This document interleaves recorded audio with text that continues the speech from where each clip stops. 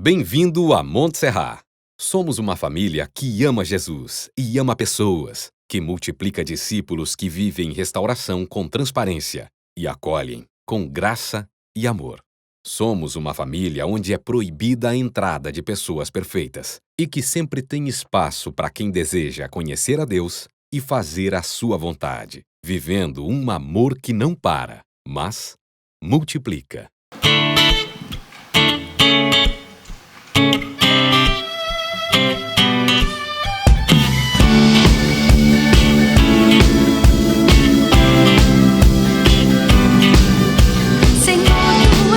Tua misericórdia é pra sempre. Senhor, tu és bom, tua misericórdia é pra sempre. Todos os povos te exaltarão, de geração em geração te adorarei. Aleluia, aleluia, te adorarei. Por tudo que és, te adorarei. Aleluia, aleluia, te adorarei. Por tudo que és, Deus é bom.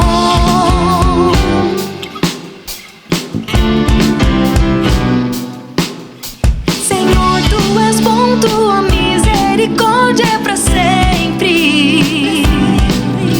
Senhor, tu és bom, tua misericórdia é pra sempre.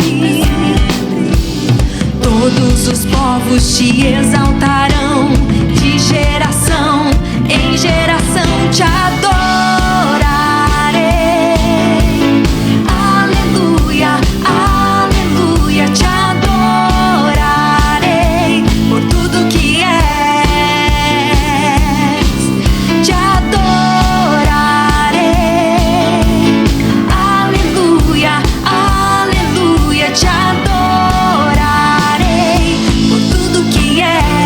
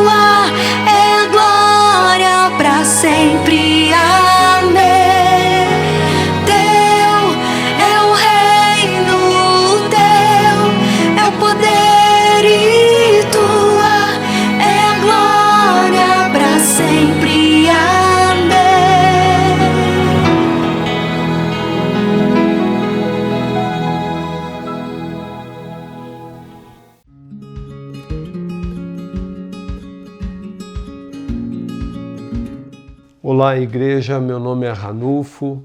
É com muita alegria que eu quero me conectar com você e poder expressar não só a alegria, o prazer que existe no meu coração de ser um dos pastores dessa igreja amada e querida, e poder dizer para vocês que, como família aqui em casa, estamos com muitas saudades de podermos estar juntos numa celebração coletiva, podendo voltar a dar abraços, beijos, mas com uma esperança muito grande que logo estaremos juntos novamente para a glória de Deus. Como diz a palavra de Deus, há um tempo para tudo e certamente esse tempo de pandemia vai passar e logo estaremos juntos. Queridos, nós tivemos o privilégio de terminarmos na última semana o livro de Provérbios, sabedoria para a vida. Quanto conhecimento, quanta sabedoria eu e você tivemos o privilégio de aprender. E é interessante poder terminar esse livro e olhando para tudo aquilo que nós ouvimos sobre temor, sobre sabedoria, conhecimento, discernimento, e poder agora ter o desafio de iniciarmos o livro do Eclesiastes. E olhar para esse livro é impossível não pensar na pessoa do sábio, do rei Salomão. Que história linda desse homem que teve os seus primeiros anos de obediência, de vida, de fé, de relacionamento com Deus e perceber os seus feitos, perceber a forma como ele tinha discernimento, sabedoria para discernir questões tão delicadas. Quando a gente olha ali na carta de 1 Reis, capítulo 3, o seu primeiro veredito, que história linda, perceber como aquele homem governava a sua nação. E é interessante também perceber de que os seus primeiros anos de obediência a Deus, de devoção a Deus, ele em algum momento a gente percebe que esse homem, que foi intitulado como o homem mais sábio do mundo, ele começa então a sofrer um declínio espiritual e moral quando nós olhamos para as Escrituras e percebemos ali na carta de 1 Reis, capítulo de número 11, verso de número 6, aonde diz, olha, dessa forma fez o que o Senhor reprova, não seguiu completamente o Senhor. Como é interessante, então, olhar que em algum momento da sua história, Salomão começou a fazer aquilo que reprovava o Senhor e de não seguir o Senhor completamente. Aí já se há um grande questionamento. É possível vivermos o nosso relacionamento com Deus sendo apenas parcial na nossa vida de obediência a Deus? Então, todas as vezes que eu olho para a história, não só de Salomão, mas de todos os personagens da Bíblia, e a minha paixão pelas Escrituras é de poder ver nesses homens a Bíblia delatando os seus erros e os seus acertos, e aonde eu e você podemos aprender com os acertos e erros desses homens. E certamente, se voltar para as Escrituras, nunca com um olhar de julgamento, lembrando que a palavra diz que aquele que pensa que está em pé, cuide para que não caia. Mas a grandeza que eu e você temos de olhar para o conselho da palavra e poder aprender com erros de homens e mulheres e podermos crescermos espiritualmente diante daquilo que Deus quer e espera de nós. E quando nós nos voltamos para a sabedoria daquilo que Salomão escreveu, quando ele diz que o temor do Senhor é o princípio da sabedoria. A gente introduz então o livro de Eclesiastes. É interessante perceber porque o sábio está na sua velhice, ele está entrando nos seus últimos anos de vida e me parece que a vida perdeu sentido para ele quando ele diz em Eclesiastes capítulo 1, verso 12, 13 e 14, ele diz: Eu, o mestre, fui rei em Israel em Jerusalém. Dediquei-me a investigar e a usar a sabedoria para explorar tudo o que é feito debaixo do céu. Que fardo pesado Deus pôs sobre os homens. Tenho visto tudo o que é feito debaixo do sol, tudo é inútil, correr atrás do vento. É interessante porque parece que agora a sabedoria do alto, sabedoria divina sobre a vida, sobre a perspectiva da vida, não faz mais sentido para ele. A palavra inútil ou sem sentido, ela aparece 35 vezes no livro de Eclesiastes, ou seja, mostrando que o coração desse homem mudou o seu jeito de ver a vida, de ver as pessoas, e mudou o seu jeito também de ver a Deus. Como é possível a gente imaginar que o homem mais sábio do mundo pôde proferir essas palavras? De que agora a vida não tem sentido, a vida é inútil, a vida é um vazio. Quando ele diz que a vida se tornou um absurdo, que a vida se tornou dura para ele. Certamente o pessimismo sobre a vida tomou conta do coração do sábio Salomão.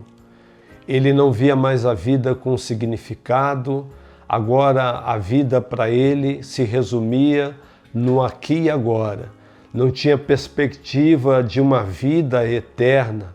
Tudo se resumia a essa vida. Ele, o sábio, perdeu a perspectiva de quem Deus era. E quando nós olhamos para nossa vida com Deus, a gente precisa pensar na vida em duas dimensões. A nossa vida terrena e a nossa vida para a eternidade. Quando a gente pensa de que a nossa vida aqui ela é curta e tem um prazo de validade, mas que eu e você temos toda uma eternidade para viver com Deus, eu me lembro de uma ilustração muito interessante que eu assisti alguns anos atrás pelo pastor Francis Chan, onde ele diz que é como se a gente pudesse ilustrar a nossa vida como uma corda e essa corda ela fosse infinita. Eu queria desafiar você então a assistir esse vídeo. Olha que perspectiva interessante da nossa vida terrena e a perspectiva da eternidade. Imagine essa corda e pense que essa corda é infinita. Agora imagine que esta corda é uma linha do tempo da sua existência. Você existe para sempre. Vê essa parte vermelha? Isso representa seu tempo nessa terra. Você tem alguns anos aqui nessa terra e depois tem o restante da eternidade em algum outro lugar. O que me deixa assustado é que alguns de vocês só conseguem pensar nessa parte vermelha. É tudo o que você consegue pensar, você é consumido por isso. Nossa, eu não consigo esperar tudo isso, sabe? Vou trabalhar duro e economizar, guardar bastante dinheiro para aproveitar esta parte aqui. Você é consumido por isso, você pensa, nossa, vou viajar bastante, comer bem, vou fazer tudo isso durante essa parte. Você tá de brincadeira? E quanto isso aqui? E todo o restante? Isso é loucura! Porque a Bíblia nos ensina que o que eu faço durante essa pequena parte vermelha determina como vou existir por milhões e milhões e milhões de anos para todo sempre. Então por que eu passaria essa pequena parte vermelha tentando ficar o mais confortável possível, me divertindo o máximo que puder? Paulo diz, olha, eu vou viver a minha vida para esta missão. Vou passar a minha vida, investir a minha vida para este momento, quando eu cruzar a linha de chegada. Então eu vou esquecer tudo que eu poderia aproveitar. Não vou olhar ao meu redor. Vou ser como um corredor, apenas olhando para o momento que vou estar diante de Deus. Porque quando eu estiver diante dele, não vou ter essa chance aqui novamente. Temos uma chance nessa vida na Terra e ela pode acabar a qualquer segundo para qualquer um de nós. Temos uma chance e depois vem a eternidade. Quando nós pensamos em viver a nossa vida aqui, nós precisamos viver a vida terrena, mas projetando que é a nossa vida para a eternidade.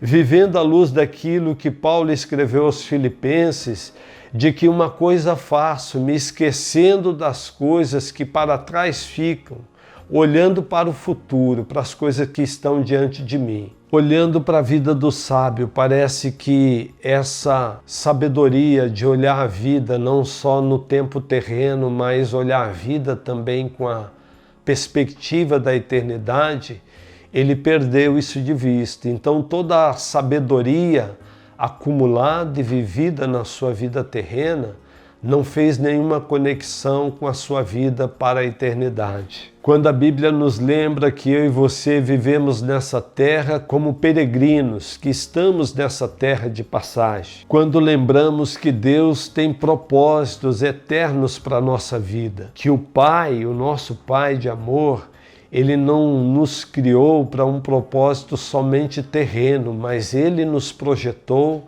para a eternidade. Quando nós olhamos a vida com a beleza, como um dom de Deus, aquilo que diz Tiago 1,7, que todo dom da vida, todo dom perfeito, vem do alto. Quando eu e você resolvemos então olhar a vida com beleza, quando eu e você resolvemos viver a vida com a expectativa, com o desejo de amar a Deus, amar ao próximo e a proclamar Jesus. Queridos, esse pessimismo sobre a vida, ele tomou não só o coração de Salomão, mas se tomou o coração de Salomão, é uma verdade que esse pessimismo ele pode sim ganhar o coração de qualquer pessoa. Quando nós deixamos de olhar para a vida como um dom de Deus, como algo que Deus nos deu para viver com alegria, por mais absurdo, injusta que seja a vida nessa terra. E eu falo isso para você com uma convicção e ao mesmo tempo com muita tristeza no coração, porque eu já me deparei com alguns anos no ministério, com centenas de pessoas que já chegaram para mim dizendo: pastor, minha vida não tem sentido, não faz sentido viver essa vida.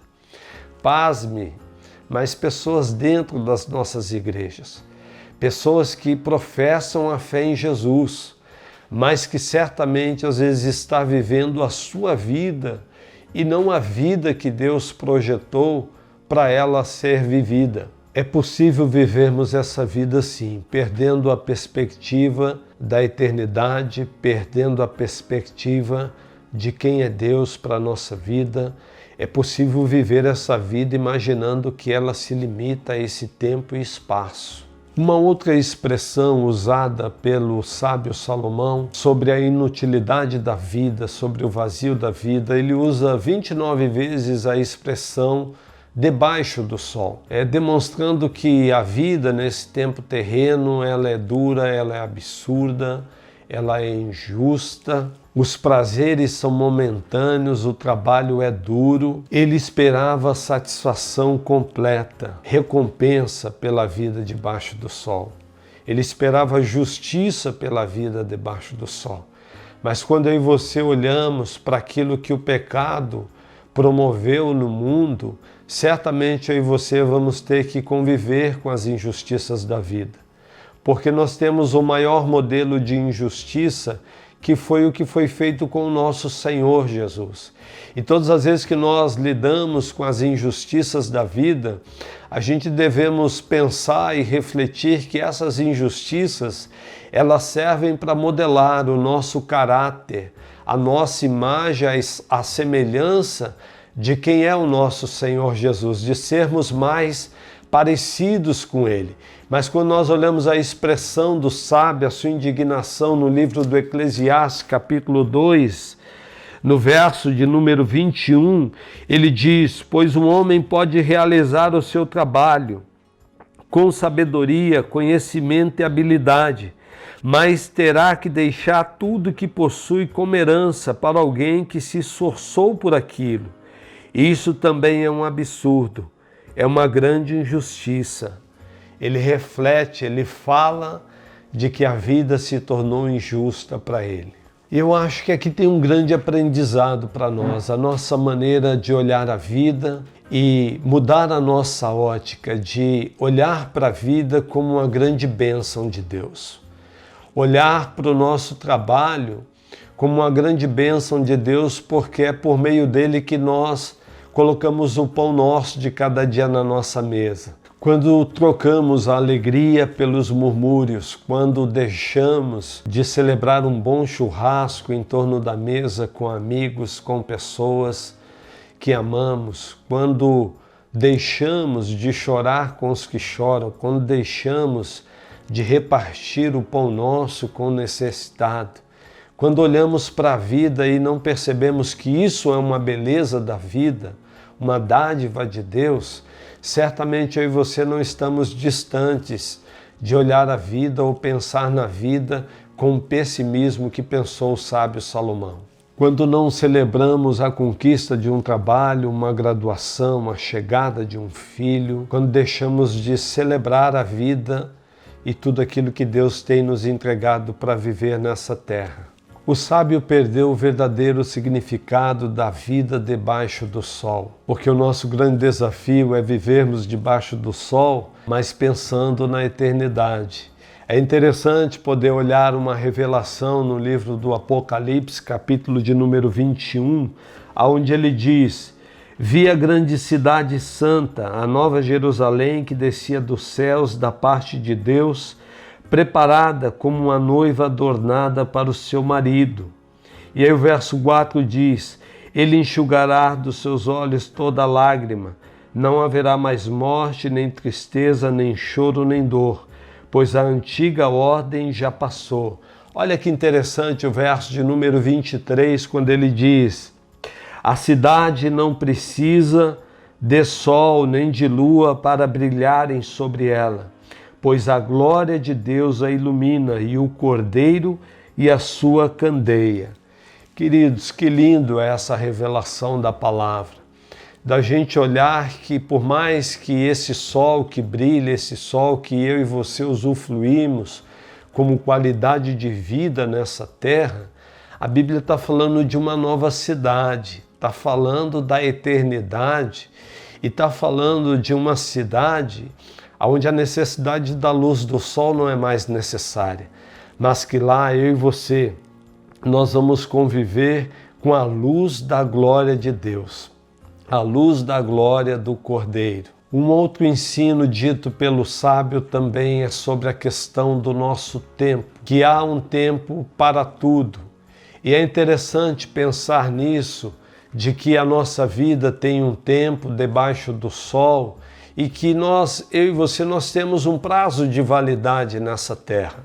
Digamos que se nós, com todo o cuidado, com a alimentação, com a atividade física, com boas horas de sono, nós temos aí uma previsão de 7, 8, no máximo talvez 9 décadas de vida para viver nessa terra. Porque depois de uma certa idade, nós até cantamos nos parabéns mais um ano de vida, mas é verdade que depois de uma certa idade não é mais um ano de vida, é menos um ano de vida. É sinal que a vida nesse tempo terreno, ela tem o seu fecho, ela tem o seu ciclo que se fecha. Eu não me esqueço de uma experiência que eu tive com os meus filhos, uma certa feita andando em algum lugar de Porto Alegre, e nós passamos em frente a um asilo, e um dos meus filhos disse o seguinte: capaz que um dia eu vou colocar os meus pais num asilo. E o outro filho disse o seguinte: não, mas é bom ter o contato do asilo, é bom pegar esse número de telefone. É interessante porque na minha cabeça eu ficava pensando, eu não quero um asilo para minha velhice.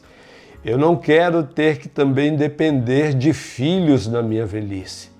Eu quero viver a minha vida com a plenitude que Deus me deu e de poder entender que vai chegar um tempo em que o meu ciclo de vida se fecha.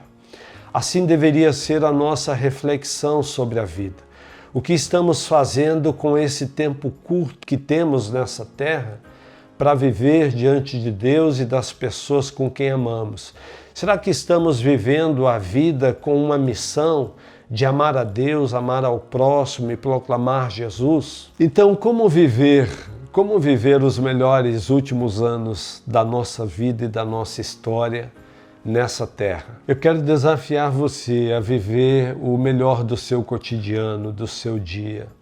Eu quero desafiar você a fugir de todo vitimismo, de autocomiseração. Eu quero desafiar você a viver o melhor da vida, do seu tempo, para glorificar e amar a Deus em tudo aquilo que você faz. Eu decidi que ainda que eu esteja num mundo injusto, numa vida dura, absurda, eu decidi que eu vou amar a Deus. E o que depender de mim, para praticar a justiça como filho de Deus, eu quero fazer isso para a glória de Deus. Eu quero terminar e viver meus últimos anos de vida temendo a Deus. Lembrando que temer a Deus não é você ter medo de Deus. Temer a Deus é você obedecer a Deus cegamente. Alguém já disse que na sua experiência com Deus, Deus não precisa falar comigo 2 vezes. Eu quero viver meus últimos anos de vida um relacionamento com Deus onde Deus não precisa falar comigo 2 vezes. Uma vez é suficiente. Obedecer de imediato, porque confio que o plano dele é excelente. Ele tem um plano perfeito para a minha e para a sua história de vida. Eu quero viver meus anos buscando o temor do Senhor, porque às vezes a gente tem aquela sensação ou a impressão de que o temor ele é algo pronto em nós. Mas, na verdade, o temor é algo que nós devemos buscar à medida que os anos da vida vão se passando e o nosso relacionamento com Deus ele vai crescendo. Olha o que disse o sábio nas suas palavras, capítulo 2 de Provérbios, verso de número 4 e 5. Ele diz, se procurar a sabedoria como se procura a prata e buscá-la como quem busca um tesouro escondido, então você entenderá o que é temer a Deus. Isso me faz pensar que à medida que os anos de vida, meu e seu, vão se passando, é que nos traz a ideia de que eu e você nos devemos tornar pessoas mais sábias e tementes a Deus em tudo aquilo que fazemos, com a intenção de terminar melhor a nossa vida, terminar de maneira assertiva com Deus e com tudo aquilo que Ele entregou e confiou às nossas mãos. O temor também é um legado que eu e você podemos deixar para os nossos filhos. Sejam filhos biológicos, sejam filhos espirituais, mas temor é algo que nós podemos deixar. Olha o que o sábio disse no Provérbios de número 22, verso de número 4. A recompensa da humildade e do temor do Senhor são a riqueza, a honra e a vida. O temor, então, é um legado que nós podemos deixar para os nossos filhos e para aqueles que estão em torno da nossa vida terrena. O temor do Senhor também nos livra das armadilhas de morte. O sábio também vai escrever sobre isso, e quando eu penso em morte, todas as vezes que eu leio na Bíblia, a gente não deve pensar somente na morte física, mas principalmente na morte espiritual. O tipo de morte que pode nos afastar de um relacionamento verdadeiro, real, com Jesus. Queridos, eu quero terminar a minha vida com temor ao Senhor, temendo a Deus por tudo aquilo que Ele é e representa para a minha história de vida, tudo aquilo que Deus me confiou, minha família, o privilégio de ter tido ministério, o privilégio de ter tido amigos, pessoas tão importantes, tão especiais na minha trajetória de vida, e fugir de um término de vida cheio de pessimismo, como era no coração do sábio, mas terminar a vida com celebração, como um bom gaúcho dizendo, bah, valeu a pena viver a vida. A vida, queridos, tem sentido sim, quando Deus faz parte da nossa história, quando Deus é Senhor da nossa vida, quando nós olhamos a beleza da vida e resolvemos viver a nossa missão como discípulos de Jesus. Eu quero desejar que você, nesse tempo de reflexão no livro do Eclesiastes, que você possa refletir sobre o seu tempo de vida, de imaginar, talvez a gente evite esse tipo de assunto, de pensar de como é terminar a nossa vida terrena, mas é uma verdade, ela faz parte da nossa vida. Eu nunca me esqueço de que uma das pessoas que mais me influenciou para o Evangelho, a minha tia, quando ela viveu seus últimos dias nessa terra, lutando com um tumor no seu cérebro, lutando com a vida, clamando a Deus por cura, e eu visitando e tendo aquela conversa muito íntima com ela, e ela dizendo, olha, eu creio que Jesus vai me curar, e eu precisei fazer um questionamento para ela naquele leito, naquele hospital, tia, mas e se terminou? E se agora a senhora está cruzando a linha de chegada e Deus está te convidando para viver tudo aquilo que Ele projetou para nós, que é a eternidade? E é interessante, queridos, e eu tive a coragem de pedir para ela qual seria o texto bíblico, o que ela gostaria que fosse cantado no seu culto fúnebre, qual a mensagem de esperança que ela gostaria de deixar para as pessoas que a amavam. E olha que interessante o versículo e o texto que ela pediu para que fosse lido no dia do seu sepultamento. Irmãos, não queremos que vocês sejam ignorantes quanto aos que dormem, para que não se entristeçam como os outros, que não têm esperança.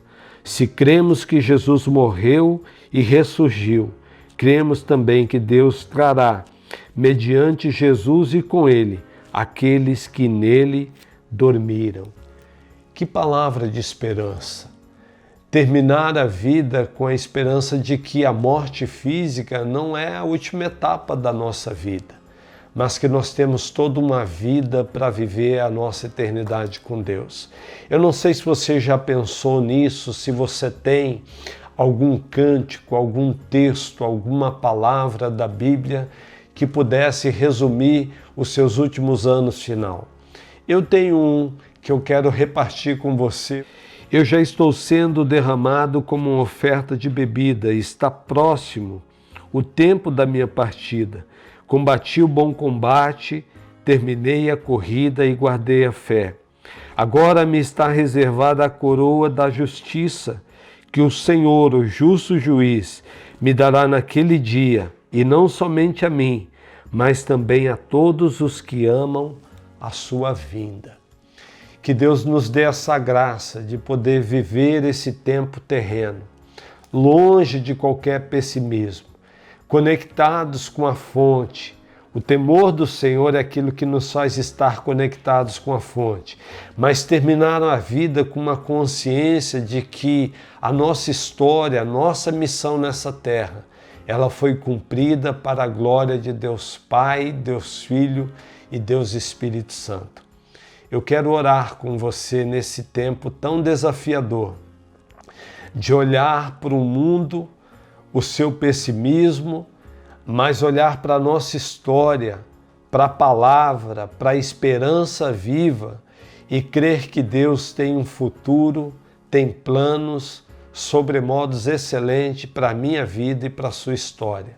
Pai, nós queremos celebrar a vida que o Senhor nos deu para viver ela com todo o temor do Senhor, e como a Tua palavra mesmo nos advertiu, de que existe sim uma possibilidade de em algum momento na nossa trajetória de vida, a nossa perda do foco de quem o Senhor é e o que o Senhor representa para a nossa história, perdermos o sentido da vida, como foi relatado pelo próprio sábio. Senhor, nos livra, obrigado pela Tua palavra, porque ela nos ajuda a aprender com os erros, e a gente quer viver o melhor do Senhor. Nos ajuda a olhar para a vida do sábio e olhar a vida com a perspectiva não somente daquilo que é terreno, mas daquilo que é eterno, daquilo que vai permanecer para sempre.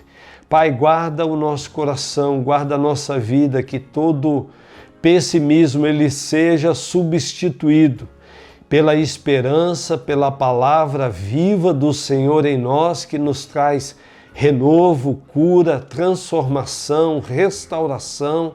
Nós clamamos, consagramos a nossa vida, a nossa casa, tudo que temos e somos ao Senhor, no poder do nome que é sobre todo nome, o nome poderoso de Jesus a quem oramos.